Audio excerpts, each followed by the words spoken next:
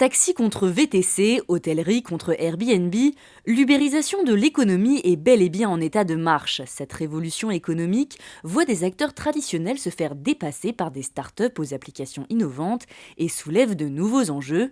À l'Assemblée nationale, syndicats, philosophes et professionnels se sont réunis pour un colloque parlementaire sur la fameuse ubérisation.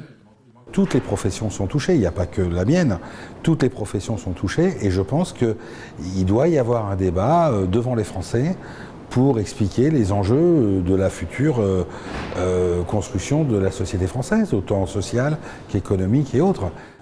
L'impact est plus large qu'il n'y paraît, restaurants ou encore auto-écoles s'inquiètent aussi de se faire ubériser. Pour répondre à ces inquiétudes, le député yvelinois Jean-Frédéric Poisson a animé 3 tables rondes où les curieux se sont mêlés aux professionnels. Je vois que cette profession, et ce que j'entends ici, essaie de se protéger en disant il y a des règles. Oui, il faut des règles, il faut que tout le monde puisse respecter ces règles, mais aussi, est-ce que ces règles sont bonnes ? Il y a évidemment trop de réglementation, ce qui empêche les activités de se déployer dans tous les domaines. C'est vrai pour les familles, pour les collectivités territoriales, pour les entreprises, pour les associations, pour les commerces, pour tout le monde. Et d'un autre côté, il y a un minimum de règles à adopter sans lesquelles, encore une fois, la compétition n'est pas égale et il faut qu'elle le soit. Donc il faut les deux, assouplir les règles et en même temps faire en sorte que les règles, une fois assouplies, s'appliquent pour tous.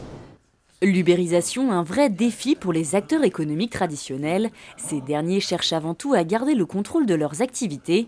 Emmanuel Macron devrait proposer un projet de loi dans les semaines à venir baptisé Noé pour nouvelles opportunités économiques.